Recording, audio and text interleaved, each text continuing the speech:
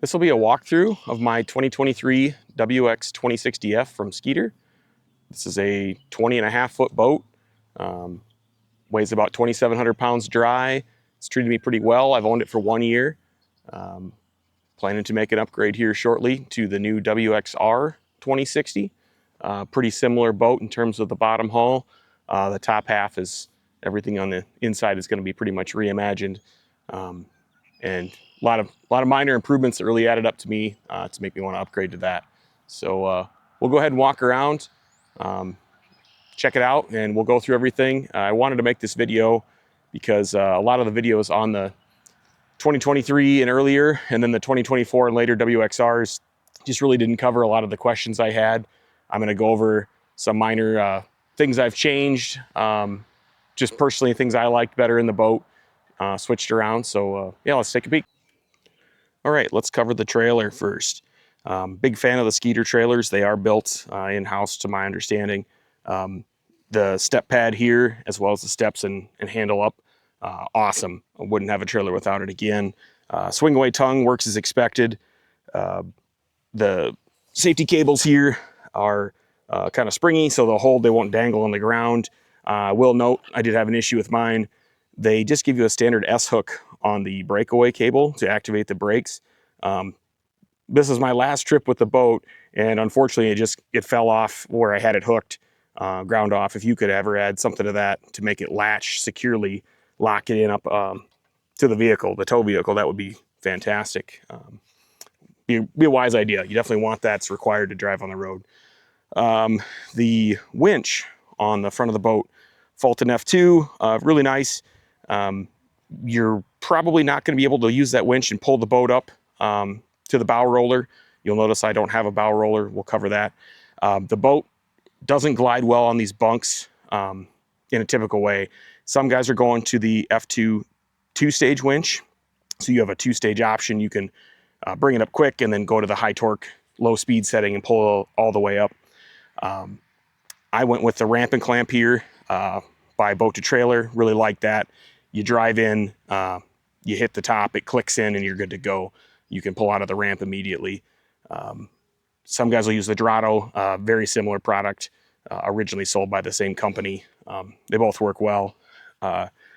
Last resort would be if you're going to stay with a roller.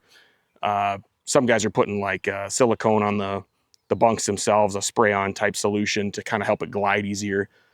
Just some alternatives there. Fulton jack, really no complaints, works well.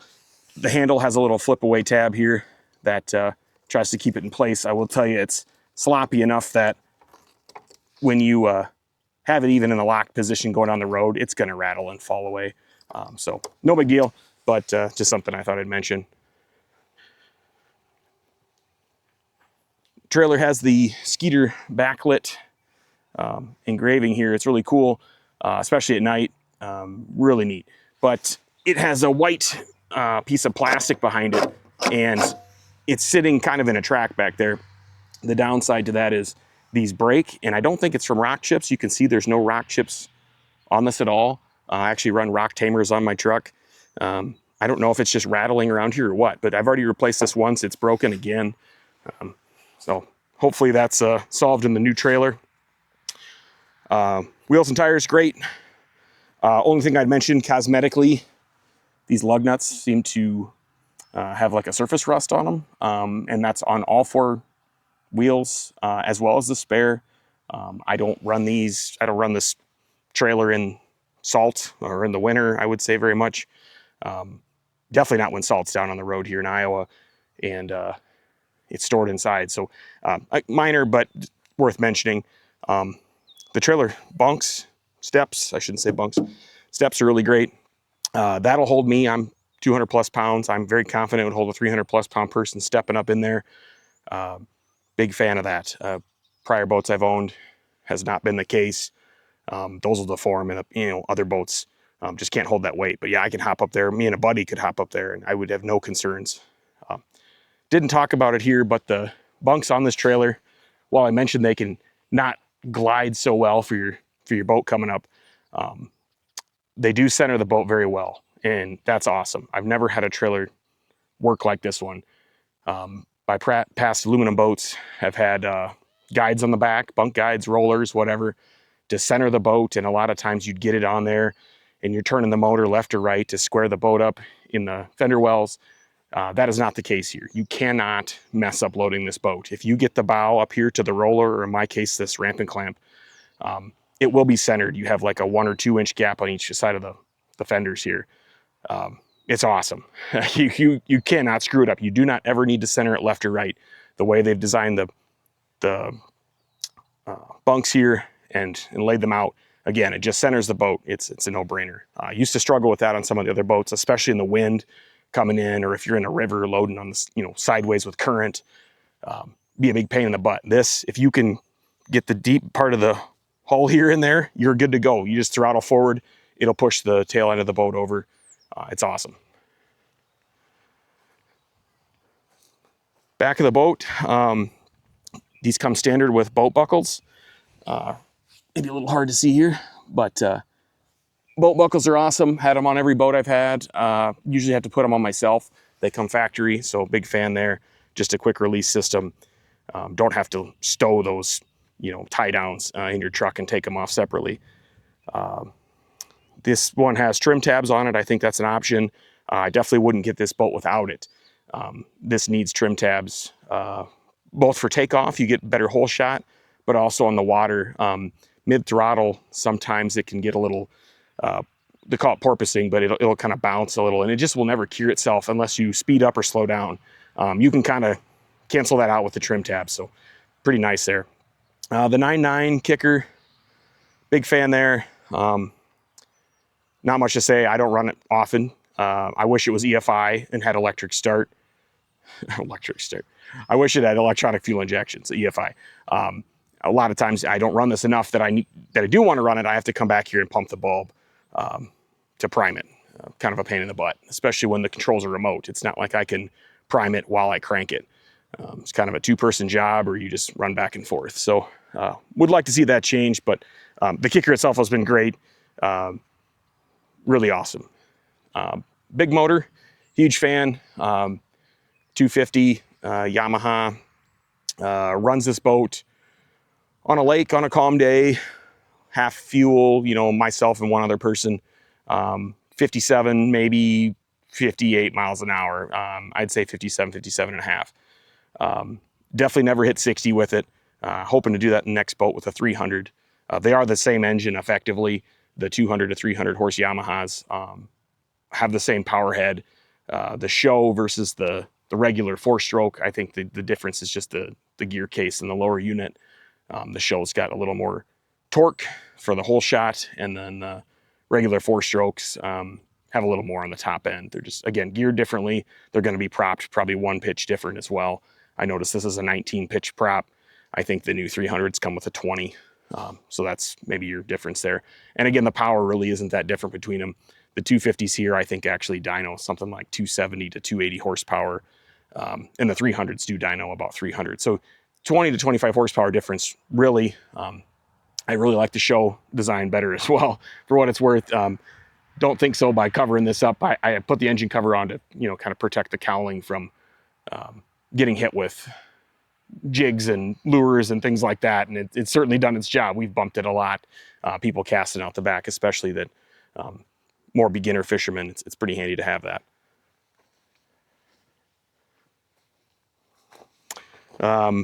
Further back here, we've got the jack plate. Mine is set at 4 dots up right there. I hope you can see that pretty well. That's where it was set from the dealer. I live in Iowa. Can't say what the elevation here. I think we're 1,000 foot above sea level. It's been great. No complaints. I can air out the prop if I do trim it up all the way. But 99% of my trim range is usable. I don't feel like it's too low. It's not hindering me. I've tuned some other boats in the past by picking that up or down to get the calf plate to run right in the water. This one seems set pretty well here. It's got a Pro Rule transom saver in there. Works fine. On the bottom end here, we've got pickups for the Livewells. We also have the drain plug. Pretty cool design with a threaded drain plug. I'm actually not a big fan of it. The biggest reason is it's hard to find a replacement. You're not probably going to walk into a dealership and they're going to have those. You're definitely not going to walk into a store and they're going to have those. They're going to be a different thread, different size, whatever. Secondly, if you were fishing in the cold weather, like I do, and any water sits in those threads, the female threads in the boat, when it gets cold enough, it's going to freeze. And it's not going to mess up anything, but when you go to put that plug in and screw it in, you can't get it threaded. So you're going to have to chip it out with a pocket knife. We use a bottom bouncer wire. Kind of a bummer. I'm a big fan of the traditional plugs. You just put in, flip the handle, you know, like the rubber plug and squeeze it. But this works great when it works. The ice is kind of tricky. I bought some spares just in case I ever lose one or have an issue. While we're down here, side imaging transducer. I run Humminbird stuff on these. I guess I've always kind of been a Humminbird guy. I've used the Lowrance and Garmin stuff as well. Big fan of those products too. So not really brand specific or brand loyal, but this one's mounted here on my boat. Does the job just fine. The 2D and down imaging is done through a through-hull transducer. I do think that could be better. On the next boat, I'm going to have an external one put out here. I don't think it's anything with Humminbird or the boat specifically. I just think through-hull transducers are not as effective by design. You know, they have to penetrate the boat hull.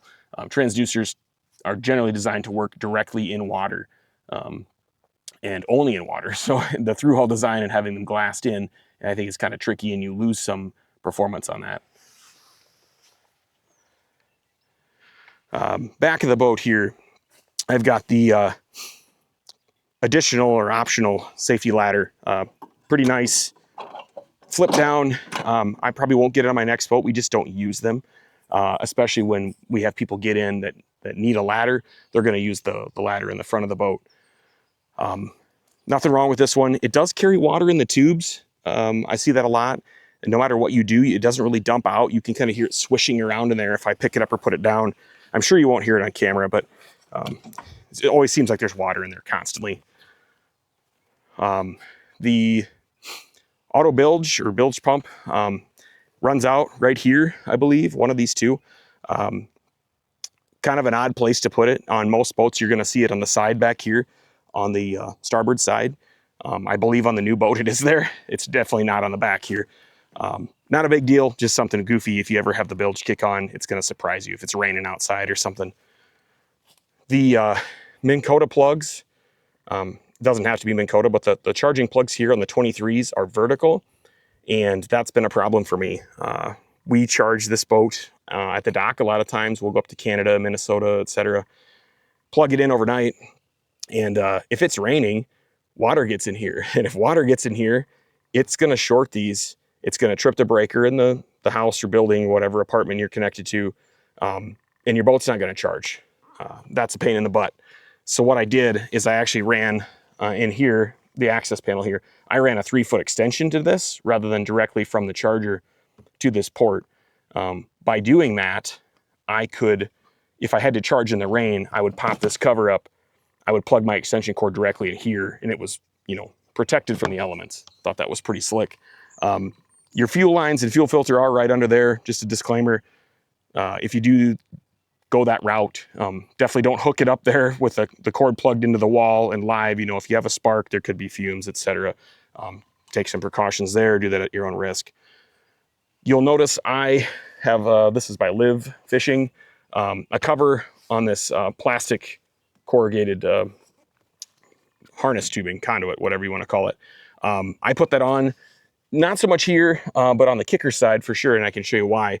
I put that on to protect from any chafing on the boat. And now this sits on the plastic, not a big deal.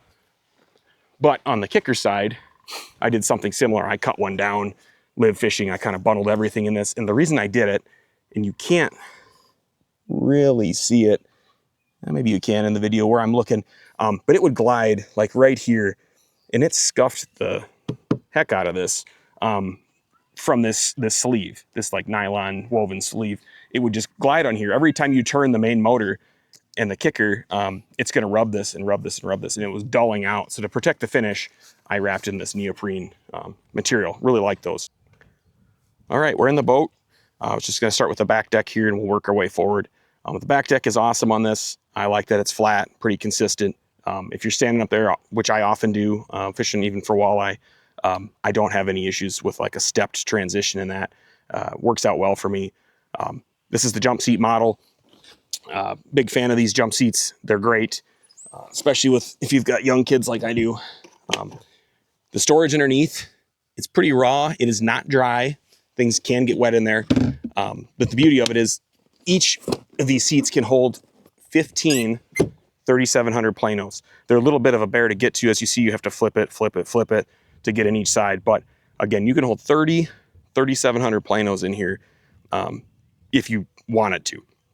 Obviously, you can put stuff in the front too. Livewell's nice and big. No complaints there. Sorry, I left some floating Rapalas in there. I did try to basically make an ad hoc washdown system by getting an adapter on Amazon, screwing it on here, running the hose out so I could spray the floor down. These, in my experience, don't have enough flow to accomplish that. And what I mean is you're going to hook that up, and with the little hose that's on the garden hose attachment, you're going to just get a trickle out of there. So if you want the washdown system on yours, try it. Feel free, try it. I think you're going to need the external washdown pump. That's why they have it as a separate option. You might see the net is sitting in my ski pole holder. We don't use the ski pole, but I will show you that I made a little aluminum piece here. Nothing fancy. Notched it to match the pattern that's on the ski pole, so it can sit in here, and if I can get it lined up, drops right in and it's flush. The reason we need that, or I needed that, is for the net handle. And you might say, well, what's the big deal? Well, when the net handle goes through, you've got this piece at the top here, this plate, and this plate's only about this deep. Then it's open space in between it, and at the very bottom, you've got about a 2-inch pocket that it sits in. 9 times out of 10, if you put this net in here without this aluminum tube, it's going to go off to the side, and it doesn't take much. And the big problem with that is your Livewell pump wiring and your bilge pump wiring is exposed and sitting down there with these little quick connect fittings. And what happened to me is we put this in once to the side, it hit that, it pulled the wiring apart on the quick connect for the Livewell. That burned us because we were keeping fish that day. So we actually swapped the pumps. It was easier to reach the pumps in the back, flip them around, and we ran the front pump on the panel to run the Livewell back here for that day. So again, cheap little modification, super handy for us to throw the net in there. Covering the flooring, really nice. I had originally carpet in here, the snap-in carpet from Skeeter. Not a big fan of carpeted flooring in boats, so I went to their EVA flooring. I pulled the snaps out myself, laid this in, went in really well. No complaints. Seems to keep it cool. Traction is very good.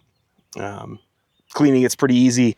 It's very stain resistant. Maybe not quite to the level of like the cross-linked polyethylene, the XPE that Aquatraction and some other companies use, but it's very good, especially for the price and having a pattern already available. Big fan of the flooring, which is why I switched it out. Tool holders in the sides, make good use of those. About every single one of them is full.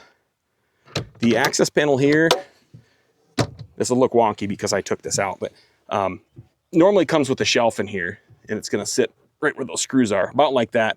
I didn't find much use in that. I actually ripped this out, and I put bags in there, bags of plastics. Some guys mount their live scope black box in there. If you've got a LVS 34 with a GLS 10 black box, they'll lay it in there. Again, I took mine out. I mostly put plastics in there in bags. New boat's got a different solution to that. Really cool. I'll show you that in a different video, but we'll kind of set this in here, close her up. One thing I added was, again, I think this is, Live Fishing. They've got magnets. I really like those. They're adhesive magnets. And then they've got magnetic boat towels to wipe the boat down, wipe your hands if you have to deal with a fish, things like that. Really slick. Added those to both sides. I guess while we're back here, let's cover the 3-inch track. This is a Trax Tech track. I don't really care what brand it is, but the 3-inch tracks are awesome. I've got rod holders in here. As you can see, I've got my GPS map 1222 on the boat as well, with a Brew City mount. Put whatever flavor on you want, but these are really nice. This sits on a Larmac 360 base, which is kind of a clicking, adjustable 360-degree base you can swivel it on. The Arc Lab unit I have here is just an ice shuttle with a ridiculous, I think, a 40 amp hour battery inside. You definitely don't need that. But this allows my co-anglers to fish out of the back of the boat and use live scope if they want. If I fish by myself on the river, I'm using this thing pretty often to set up on a wing dam and find that ditch in the front of it, as well as the top of the wing dam, set my boat up the appropriate distance in front of it, and big fan of that. So this is where I started with my live imaging, was on the back of my boat. Had it on my Alumacraft, moved it to the Skeeter. Big fan. Can't really screw that up. The rod holders are rather nice. I'm not a big fan of the rails. I like the tracks. And I think the big selling point of the rails is that you have infinite adjustability, in that you can kind of bend the rod holder over the side of the boat. If you want your rod tips right at the water, you can set that angle.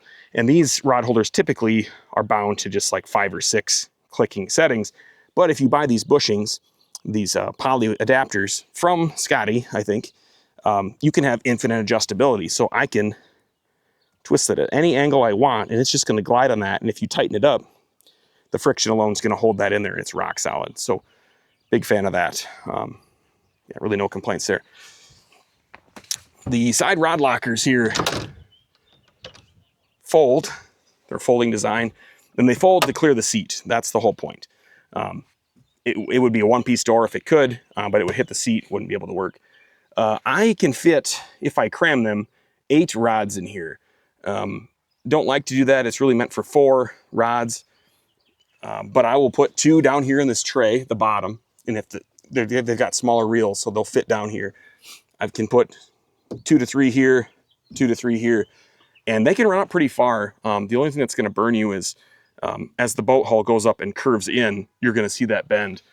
The rods actually, if I open the front storage here, will poke out behind this little cover panel.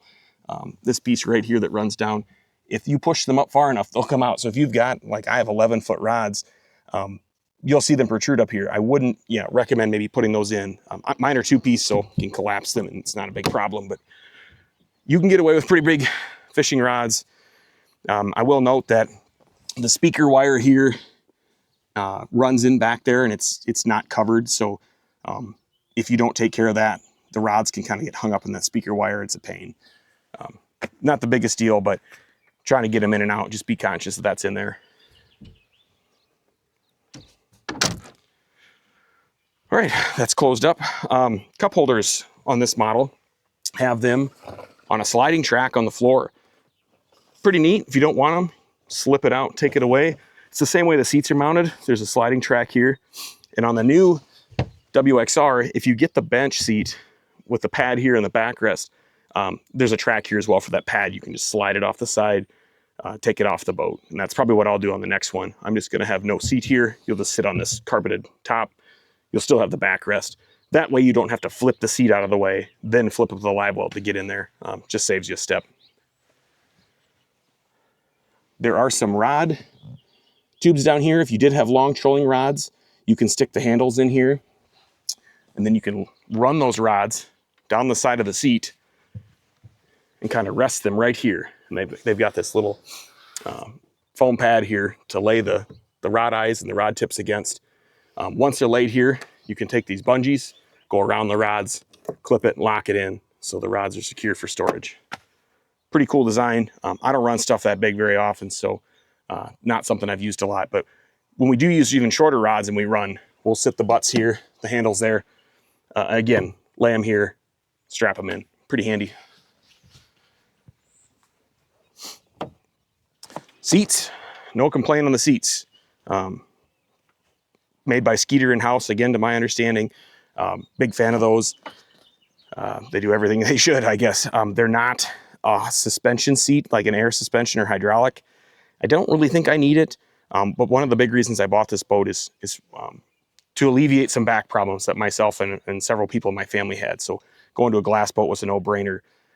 I had Wave Pro seat pedestals in the past on aluminum boats and was a big fan of those. So wouldn't be surprised if I put Wave Pros in here in the future. I don't think they're needed, but again, I'm going to take every extra precaution I can to protect our backs. Livewell. Yeah, the Livewell valves right here to drain them. Front and rear, pretty straightforward. I think on the new boat, those are on the back, or at least one of them's on the back, because it's only got one live well on the new boat. This one has two. It has the rear one I've already showed you, and it's got a small live well, more like a bait well in the front. We'll cover that. Panel here works well. On my boat, the way the dealer rigged it, I think accessory 1 is all that's used, but that runs like my Ethernet switch, so my electronics won't talk to each other unless that's on. Everything else is pretty self-explanatory. Got digital gauges here, speed, fuel, trim, tack, engine hours, etc. Pretty straightforward. Breakers are down here on the bottom. If they do trip, press it in to reset it. I've got my auto inflating life vest there, but also the fire extinguishers mounted there. And then in here, there's the blower box. This has got a blower, I think a pickup there, and a squirrel cage fan effectively in there that's going to blow dry air, hopefully, through all of your compartments. So after you're done fishing, if it's been raining, anything like that, you can run the blower and kind of dry out some of your compartments without having to open them all up and just wait. Kind of an assist there. The cooler is right here, tool holders on the side. Fits quite a bit. Small bag of ice is perfect for that. If you go to a gas station or something, large is going to be too big. On the passenger side here, we've already talked about the rod holder tubes, but there's a little tray here under, just like on the driver's side. The under storage tray here is awesome for this specific Plano box. You kind of struggle to wonder what you should put up there. If you want a nice accessible dry box, like for our registration, sunscreen, cameras, for tournaments, things like that, I'll find a way to link this, but this Plano, and I got this from a different member, this tip, if I can slide it over, fits perfectly right there. It's awesome. So big kudos to whoever showed that to me. When it comes to the radio, this is the standard Infinity that's on a lot of boats. It was on my other Alumacrafts as well. I've never had a problem with them until this boat, for whatever reason. It freaked out once in Canada. It started screeching and we had to unplug it. They ended up replacing it, but can't really explain what was going on there. New model, it's got an updated radio, but should be fine. The glove box is huge on these. I have to reach in almost to my shoulder to touch the back of that. I mean, it's all the way to the front of this console here. So pretty nice. It's got USB outlets in the side. If you want to charge your phone in there and keep it dry, pretty handy. I will say the biggest fault to the console here is when you open this on the 23s, a lot of times people whip this open fast and it's going to hit the glass right there and scratch it. I don't have it on right now because it fell off from the adhesive, but I was putting like a little foam coaster, self-adhesive coaster there, padding. So when people open this, it would protect the windshield. The new model, again, this is resolved. One of the many things I like on the WXR, this is tipped out more. When you flip it open, it's not going to touch the windshield. The windshield's also completely different in the new one, which is a big W. All right. From here, we can step up front. Rod locker. None of these compartments are lighted. They are all dry storage. They're not lighted. The new WXR, again, has LED lights in all the compartments, which I think is really cool. Especially if you're like me and you're getting ready in the early morning or at night. You can't see in here. You can toggle the courtesy lights on there on the panel, but they don't light the compartments. The courtesy lights are just out here on the sides of the bow. There's a couple back here by the cup holders, and there's a couple here in the rear. So I think you've got 6 total, none of which really help you dig around in here, especially when you flip these latches open and you block all the lights. So looking forward to that in the new boat. What I wanted to show you in the rod locker, you've got the Skeeter Pro Rule, which is pretty nice. I don't like it there. It's in the way. Again, on the new model, I keep saying this, but a lot of little things. They mount it to the bottom of the lid, and the struts are stronger in the new one to compensate for that. I've had this lid blow shut on me. If the wind's pretty heavy, these struts could be upgraded. Would be a nice change if you do have a boat like this. Saves you a headache if it does come down on you. The rod I have here is an 8-foot rod, and yes, I measured it. It's actually 8 feet. I just wanted to show you in the bow how far this can go. Now, of course, it's going to go in. It's going to hit the bow maybe and curl a little bit. I run rod sleeves, so I don't care one bit if it touches the fiberglass that's in there. But I can run this. I'm not going to jam it. Just gonna push it in there until it hits about right there. That's an 8-foot rod, and you've got, geez, another 9-10 inches to spare probably at the back there.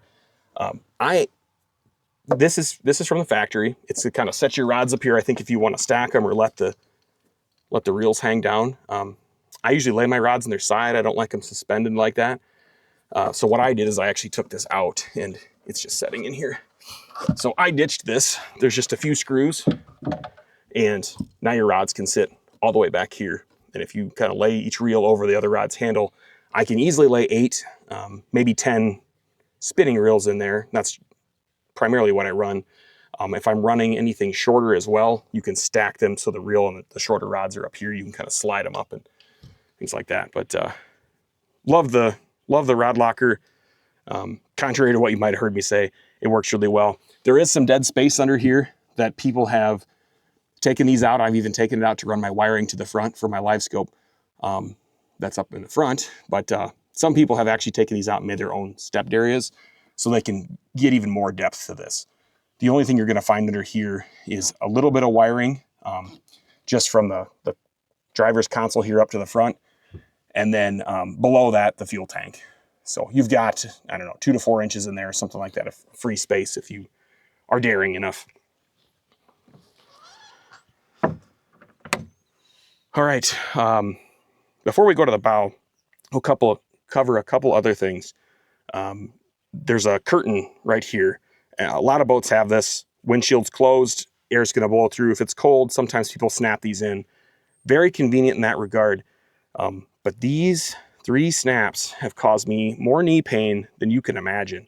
I will reach up here from the back. I'll kneel up here to reach into one of my compartments, and I will kneel on this snap, and by God, it hurts so bad. I about fall over because all my weight's on it. A huge improvement for any manufacturer would be ditch these guys. I don't know if you want Velcro there or what, but that's just a big pain point for me. Before we move on to the windshield on these, they made a big change. I believe they make their own windshields in-house for 2024 and later, the WXR models. They did that. If you look at my paint here carefully, they did that because they were having a lot of trouble with windshields. And this one, if I can even show it, is rubbing right now. If I take the boat off the trailer and put it in the water, I'd say most of the time, this actually has clearance and it won't rub. So it's got a little bit of flex. I mean, you know, you're talking like a 32nd of an inch here is enough to make this rub or not. I've had it to the dealer and had it adjusted. They did what they could. Again, on the new model, you're not going to have that. But these are a little susceptible to, I don't know if you'd say deformation, but not being lined up and not staying lined up over time. It's kind of a pain in the butt. So again, looking forward to that on the new one. In the bow, got a couple things. We've got rod tube storage. So you can lay your rod down here across the deck, take these straps, strap your rods down. That's the first that's ever happened. It stayed open. Interesting. Well, that's something for the dealer to fix. Weird. Yeah. So the downside to this is this tube is only, I don't know, 4 or 5 inches deep. You really can't use anything for storage there. Your rod's going to hit the front. If you come to the starboard side, driver's side, this is much deeper. It's, I don't know. I brought a tape measure for this exact thing, so I should just use it. It is 16 inches deep. So if if I were to run this out as far as I can go, and I should know this because I put 7'3" rods up here. 7 foot is right there. So yeah, about a 7'3" rod is all you're gonna get up there. Which is fine for most people. But if you want to lay 6 or 8 rods on the deck, you're not gonna lay half here and half on the other side. The other side's basically unusable. Again, on the new model, I believe these are deeper. Some people online have taken these out, replaced this with like a PVC piece and extended it. There's no reason these couldn't have been deeper from the start. We've got the bait well here, something I rarely use. We generally throw extra food, snacks, water in there, like a gallon of water. Could use it for bait. We generally carry bait buckets in the boat, so not so valuable for us. Storage on this side, plenty big, runs all the way up to the bow. Should be able to see that decently in there. You'll see the white there. That's the rod tubes on the left side, protruding through pretty far up to the bow. Everything you see here is my contraption. This is my black box mounting to the side of the rod locker fuse panel as well. That's that snap cover I told you I love so much. Putting my knees in those snaps. All storage up here is dry storage, meaning it has a raised lip. It's going to keep water out if it rains on it, splashes on it. We've been in here once already to talk about the rods coming up, but I will also mention that this is your, stern nav light. What I don't like is as I throw stuff in here, just where the light is, I caught a bag on this and I broke this top light piece, and the dealer had no clue where to find it or the bulb. So Amazon covered me the cover there. I was able to find that there, and then the bulbs as well. I replaced with LED. It took some, purchasing and guessing to get it right, but yeah, really nobody could find that piece, which surprised me. It should be pretty common. I think it's the same one that Rangers use, but it has to be at a certain angle at the top as well to offset how the boat sits in the water versus the mount in the hull itself. This is big, and I should have shown you how much stuff I had in here when it goes up to the front. Much bigger than it looks. Kind of funny, when I first got it, it was so big. I put my feet first in there, and I can lay with my feet all the way to the bow and my head right here. I'm about 6'1". So you've got about 6 foot of storage should you choose to use it up there. Front pedestal, I went with the adjustable Springfield. And then the Millennium Marine seat, big fan of that. I think they call it a saddle. Definitely don't sit on it like that, but if you've got 2 people up here, you can kind of lean one guy against it and lock it in. If you both want to fish out of the boat, quite a bit of room up here, as long as you're safe with your casts. Can lean on that. Generally, I'm running it up here on my Ultrex foot pedal. This has got a cover on the floor. Generally, unless you've got an Ultrex, you can pop out 2 screws, lay the pedal in here. I think I have a DD26. Yeah, DD26 cover on that to keep all the cords together, more for cleanliness than anything. And then a DD26 pad on the pedals here. I'm going to take this Ultrex with me to the new boat. This is the Ultrex Quest, so it's brushless, more compatible with lithium, I would say, than the original Ultrexes. Pulls this boat, if it's calm, it'll pull this boat about 4.5 miles an hour on the water, and that's pretty good for a basically 21-foot boat. Been very impressed so far. I switched out the front flush mount. Generally, these are going to come with a flush mount here with a single like Humminbird in it or something. I wanted 2 displays up here, and I didn't really want it to be so low and facing vertical. I wanted it tipped up. So I went with a BBT or Bass Boat Technologies dual mount. Huge fan. Can't say enough about it. Thick, robust. It's got quick access, so you can actually pop these screws out, and this swings forward, so you can reach in, do your wiring and things like that. It's like a tilting mount, like I said, so you can swing this stuff out of the way. Super robust. Like I take these displays off mostly for security reasons, but I'll drive down the highway with this, no concern. This thing is so rock solid. It's awesome. The original flush mount Skeeter, they just tap screws in, really small screws too. And that's fine for a single display, but if you want to go to a dual, They make, without my knife, I can't pop these covers off, but they make bigger screws for this, which I think I have in now, or you can through bolt it. And so you can put a bolt on this side and nut on the back and sandwich it. So you don't have to worry about stripping the fiberglass out. And the only reason you can through bolt it is because of that swing away piece. You can reach your hand in, access the nut from the back side and do that. So super cool design. Big fan of the BBT mount there. The Ultrix itself didn't come on this boat. The Quest didn't. I had a Altera Quest I had purchased to get on this, and it originally came with the older Altera. The Quest series Alteras are much wider, so much so that the dealer had to cut this step pad pretty much from here all the way back. And you can see by the holes that they took a couple stabs at mounting it, which is kind of a bummer. But the new WXRs are built for the Altera Quests, or the Quest series in general. These 23 and olders, they just didn't exist at the time. And the issue is this raised bezel here for the flush mount display prohibits you from putting the Quest over this way or in because it's going to hit. So you have a clearance problem. I had the Altera Quest on here. Like I said, I really did like it, but it hung out so far you could not use the steps. I don't care what anyone says. Even with the sliding plate gains you about 6.5 to 7 inches. It's not enough. You have to suck in your gut, swing way around as far as you can while holding onto this ladder pipe. The steps are basically useless. The new design, it does not have this flush mount hub. It's just got a bracket here. It's lower. It's off-centered. So much better in that regard. That allows the trolling motor to be mounted more inboard, and then also more perpendicular to the keel up here. Some growing pains I learned with this boat, but yeah, big fan of the Ultrix on this. Like I said, I'm taking it to the new boat. I have another one of these step pads. It's just going to cover everything up here. Going to look beautiful. They're going to take the Tarova off the new boat and put it on this one. So no harm, no foul there. This, for the record, spooked me by having some extra holes in here. This is well over an inch thick between the different parts of glass. This is probably 1.5 inches thick in there.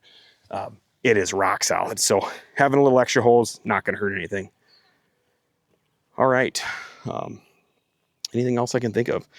Bow rails in the front. Was not going to get them on my new boat, but I think I do like them. I did add them as an option. I don't like them because when you want people on and off, it's just an extra couple inches to trip over. But having some rod holders up here can be pretty nice if you're doing double vertical jigging, like on the river, or potentially even taking that Garmin back there and putting that Brew City mount on to run the pole off the front. You might just have the Garmin shuttle on the floor. That way, I can run over here and run my scope off the pedal on this side, the left side. My co-angler could be on the right side, and I could have this dual or maybe even a triple mount here. He could have a pole as well, and we could run 2 scopes off the front, or if I really wanted to spot lock with this and scope off to the side, I could run a pole mount. So a lot of options there. Definitely not stuff that's needed, but man, it's convenient. This technology is so cool. I didn't touch on it. I did add the Mega 360 on to this Ultrix, and I really did that for 2 reasons. One, it was cheap. It was on sale. They had a big rebate. But 2 is side imaging. I actually run that 360 in side imaging a lot of the times. That way, when I'm up here running off the Ultrix wide open, I have side imaging on the trolling motor itself, but when you turn left and right, it's going to distort the image on your display big time. This is always parallel with the boat. And if you have it in side imaging mode, it doesn't rotate for 360. It stays fixed. So you get a clean side imaging image out the left and right sides, no matter what your motor's doing. Very handy for me. Obviously, the 360 capability is nice too. I ran the LVS 34 Garmin up there. Big fan of that. This is a this is an EchoMap Ultra 2 12-inch display. So these are both 12s. Big fan of that. Works really well. So I've got, I guess, 4 12-inch displays in the boat. The next one I think is going to have 5. It'll have these 2 Garmins are going to carry over. It's going to have 3 of the new Humminbird Explorers on it as well. So again, can't say enough positive things about the boat. It's been a blast. It will be for sale soon. If I think of something else, I think I'll edit it in. But yeah, big fan of Skeeter. Again, it's been my only glass boat so far. I'm going to stay with them. I guess I can give some rationale as why. When it comes to glass boats, a lot of them are going to have the horseshoe seating in here, like the Rangers. I never just really liked that. I liked having all of this space. I generally keep the back seats out, and I really like having the ability to just come up to the side here, put my knee on here and lean against this. You're in heavy waves and stuff, to be able to balance on that is awesome. When you've got that horseshoe step in there, you're kind of like kneeling on it. It just gets awkward. I fished Lake Erie last year, and both boats had that. When I was a both boats had that in there. And man, I couldn't stand back here. We had small craft advisory days where the water was so bad. You know, you really probably shouldn't be out there anyways, but we were, and it was a blast. But I basically had to fish with my feet planted between the seats like this, because I couldn't hold on to anything. And it's just not effective. Whereas if I had this high sidewall straight down, I can put a lot of weight into this and just lean on it. Really stable. And again, just more floor space. Big fan of that. So if you want something like that, Skeeter's one of the few that offers it. I think Lund does as well. Their price point's just a little higher, and their designs are a little different. I really do like the Skeeter more. Skeeter's got the jump seats, which most glass fishing boats aren't going to have. I'm actually not getting them in my new one. The reason for that is mostly focused on the storage. The fact that I'm going from 15 planos in this one to only 4 in the new boat. Big downside there. That stinks. So what I did instead was I didn't go with jump seats in the new boat. I went with the single bench seat in the middle above the Livewell. And then that takes the storage from here on the new boat all the way back to here. You can get, I think, 19 3,700 planos in each side with the non-jump seat model. So kind of made the leap there. Got a small child and wife and, you know, friends with kids too. Really nice to have the seating, the jump seats. You feel really secure because you're sitting real low. We're going to try out the bench. Our little guy that we have, you know, he's going to ride up front with us most of the time anyway, so it's not a big deal. So yeah, love this boat. Look forward to the new one. Again, if I think of anything else I missed, I will try to edit it in. But thanks for checking out the video. Sorry it was 30 plus minutes long, likely when I edit this, but there was a lot to cover. I hope this helps some people out. Again, there's a lot of videos online. Most of them are from dealers, and they're like 5 minutes long. They don't cover the pain points and the highlights of the boat. They don't talk about changes. You find some of that stuff if you crawl around Facebook forums, but yeah, big things I like. One last thing I didn't mention. I keep thinking of it as I sit out here. The routing for the Ultrex all the time hits those nav lights, anchor lights, and then the trim switch, and it scares you when it hits the trim, right? You just hear that pump squealing in the back. On the new boat, those buttons are over here. They're moved to the other side, so this cannot happen. Again, I think Skeeter spent some time with these boats, the 1910 and 2060 and the 2200. They're all effectively very similar. And they just thought about, what are the pain points we have? How do we fix them going forward? Just to touch on them again here, the big ones are going to be the windshield, change into a more rigid, like through bolted windshield. It's not just sitting on the console like this one. Some of the controls there moved over. The lighting, rod locker being different with the ruler. The battery compartment, which I didn't touch on, so we'll look at that. The battery compartment's a little bigger in the new one. Your fuel sender access is here on this boat. This panel fills up with rocks all the time. You can actually see that in mine. I haven't vacuumed it out yet. It's always grinded in there on the flooring. That's gone on the new one. I don't know if the fuel sender's in a different location and you can access it from the battery compartment or how you get to it. It's not a problem I hope to ever have, so I'm not really worried about it. But the battery compartment door is bigger. And the reason I am excited for that is this is meant to have 4 Group 31 batteries in it. You can see I have stuff 5 in there. If you were really crazy, maybe you could stuff 6 in. I doubt it, unless you relocated the breakers on the side, the 60 amp breaker for the trolling motor. These generally come with Minn Kota 4-bank chargers if you get the Minn Kota setups. I snuck a 5-bank in here because I have 5 batteries. I didn't need it. You know, the house battery that runs the motor is charged off the alternator, so you don't really need to charge it unless you're out, you know, blaring your radio all day or something and not running the engine. But I went with 5. I've got a jumper pack. We can just talk about batteries quick, I guess. A jumper pack from Ionic. This is just out of paranoia. I've run out of battery once or twice in my old boats. Again, probably blaring the radio, running live wells and stuff like that too long. So this is a booster. It's just like a battery pack you'd carry in your vehicle. This is my house battery. Skeeter and Mercury.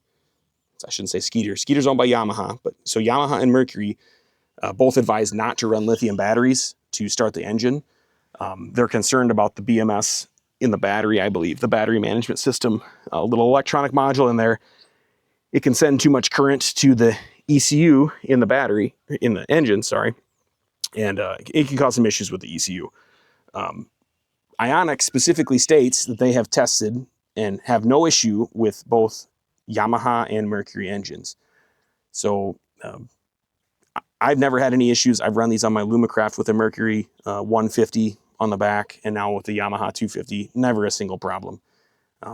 I think you're good to go, but your mileage may vary, you know, run at your own risk. So the way I have it set up is this is the house battery. These 3, you can kind of tell by the jumpers, are the 36 volt batteries. And then this amped is a 130 amp hour battery just for my electronics, my displays, front live scope, things like that. Dedicated power for that stuff. The only reason I have an amped, and nothing against them, I have an amped battery in the shuttle here. The reason I have the amped battery is I couldn't get an Ionic at the time. They were back ordered or something like that. So I ordered the amped. I've had good luck with them. The Minn Kota precision chargers are nice. The problem I'm kind of running into now is if I spend 10 to 12 hours on the water, I can run this battery pretty low if I don't start turning displays off, and I'm not conscious of that. So I'm tempted on the new boat, as crazy as it is to put a 6 battery in. So I would have 2 batteries in parallel, not in series, in parallel to run 12 volts to my electronics. The dilemma then is they don't make a 6-bank charger. And once you go from a 4-bank up to a 5, you can only charge 10 amp hours per circuit. I'm tempted to go to 2 3-bank chargers. So I would actually have 2 in the boat, 2 plugins in the back. But that would up my charging rate 50%. I could go from a 10 amp charger to a 15 amp charger per bank.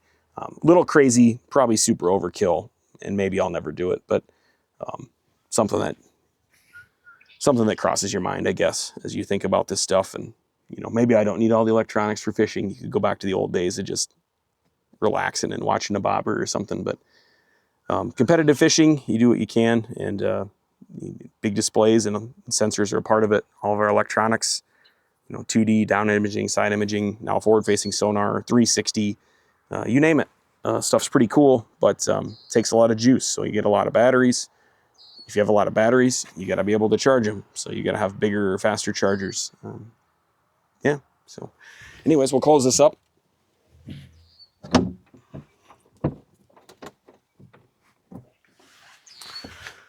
All right, like I said, if I think of something else, I'll throw it in the video. This wasn't meant to be super formal. I kind of feel like I was going that route and talking too fast, but I don't make many videos. This is kind of a first for me. If you have any questions, let me know in the video, but we'll end the beautiful day in a Skeeter. So that's a pretty good way to go. And we've got a new one on the way, getting put together at the dealership right now. So very excited for that. And I'm sure I will talk about that in a future video and show that off as well and talk about all the differences between the two. So thanks for tuning in. It's been a blast. Catch you later.